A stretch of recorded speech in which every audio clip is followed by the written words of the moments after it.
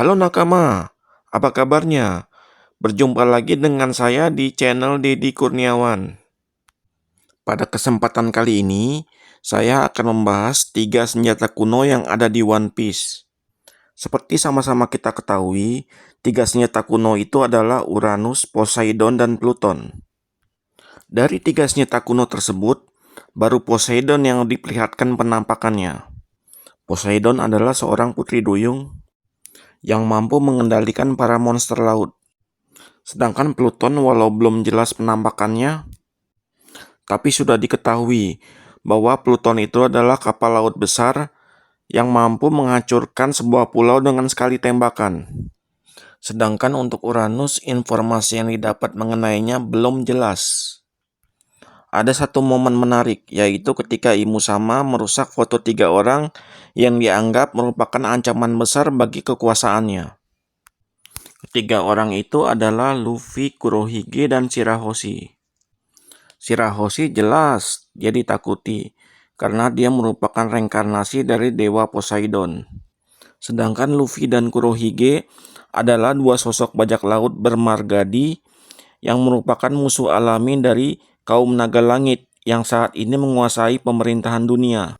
Satu lagi kelebihan 2 bajak laut ini adalah mereka mampu mendapatkan ketenaran dan pengaruh yang luas dalam waktu singkat.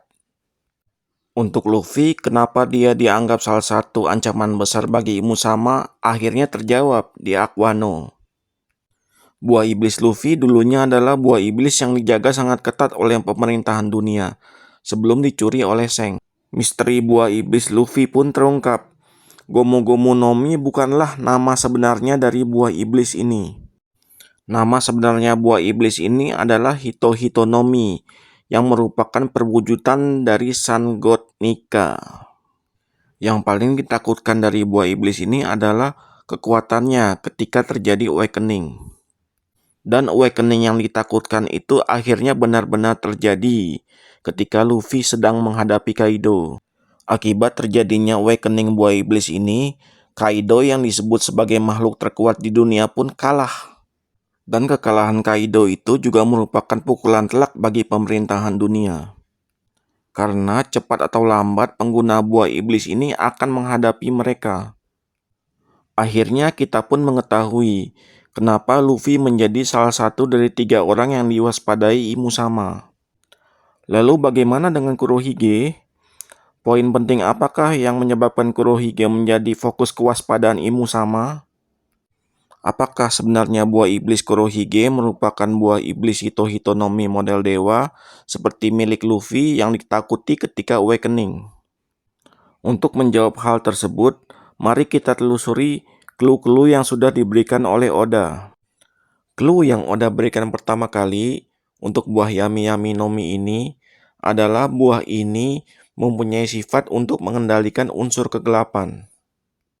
Selain itu, buah iblis ini dapat menetralisir pengguna buah iblis lainnya dan menciptakan black hole untuk menyerap semua benda ke dalamnya.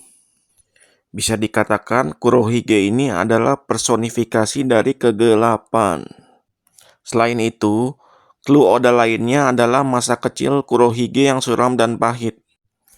Ilustrasi dari Oda ini cukup menggambarkan bagaimana pahitnya kehidupan Kurohige kecil. Dan adanya simbol bulan di samping Kurohige kecil menyiratkan masa kecil Kurohige yang kelam dan gelap seperti malam. Hal itu diperkuat juga dengan bendera bajak laut Kurohige, yaitu tengkorak berkepala 3 yang identik dengan hewan mitologi Yunani, yaitu Cerberus.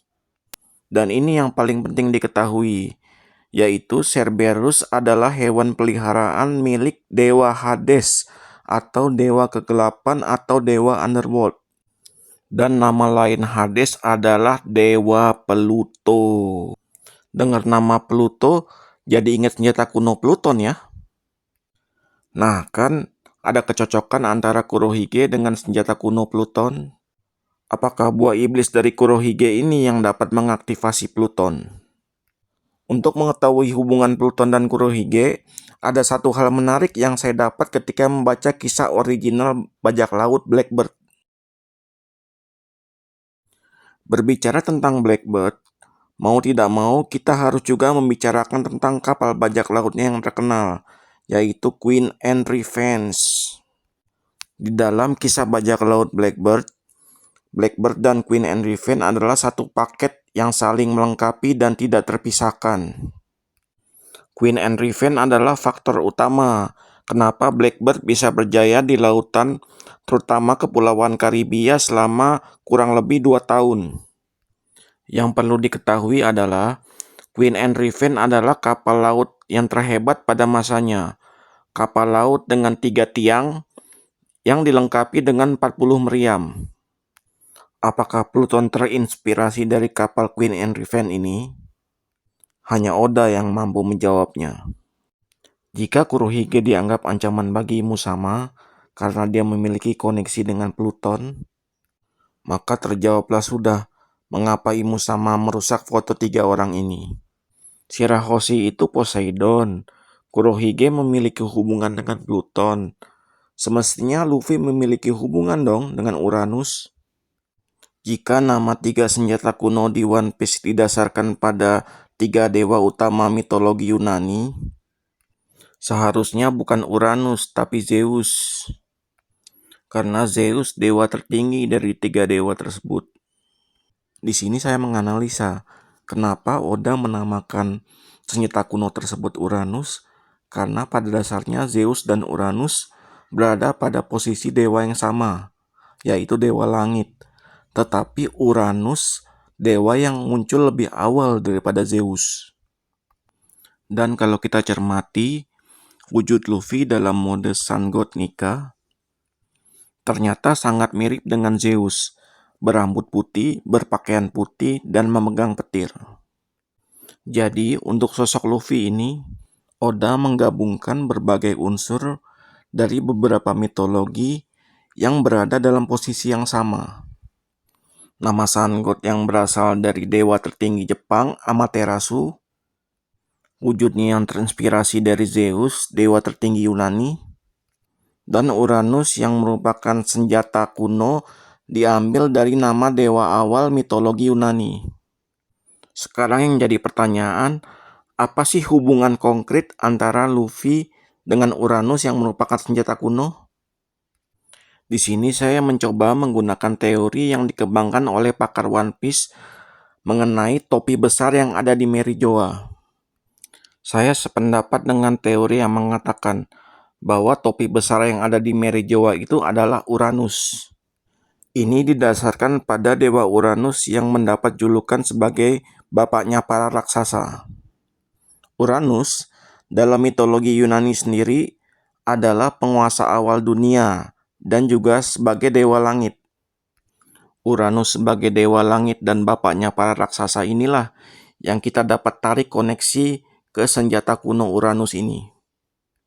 Dan apa keutamaan Uranus sehingga ia disebut sebagai senjata terkuat dari 3 senjata kuno yang ada?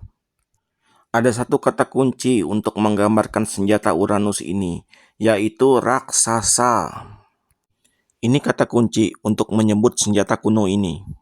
Kalau Poseidon itu mempunyai kemampuan untuk memerintah monster laut, besar kemungkinan senjata kuno Uranus ini adalah senjata kuno untuk memerintah ras raksasa, termasuk membangkitkan kembali raksasa yang tertidur seperti di Panghazard. Dan kemampuan senjata kuno ini hanya bisa diaktifkan oleh orang yang memiliki buah iblis Hito-Hitonomi model Sun God Nika. Dan inilah kenapa topi besar raksasa ini dikurung dalam ruangan tertutup di Merijoa yang selalu diawasi oleh Musama. Law pernah mengatakan bahwa pemerintahan dunia berambisi untuk membangun pasukan raksasa. Apakah ambisi pemerintahan dunia ini didasarkan pada keinginan untuk menandingi ancaman kebangkitan Uranus di masa depan kelak? Jadi, jelaslah sudah kenapa 3 orang ini menjadi fokus perhatian Musama. Ketiga orang ini adalah personifikasi dari 3 senjata kuno. Pada hakikatnya, 3 senjata kuno ini adalah representasi dari 3 dewa utama di berbagai mitologi, termasuk Shintoisme Jepang. Oke para nakama, sampai di sini dulu ya. Kita akan bertemu lagi di bahasan One Piece berikutnya. Ciao!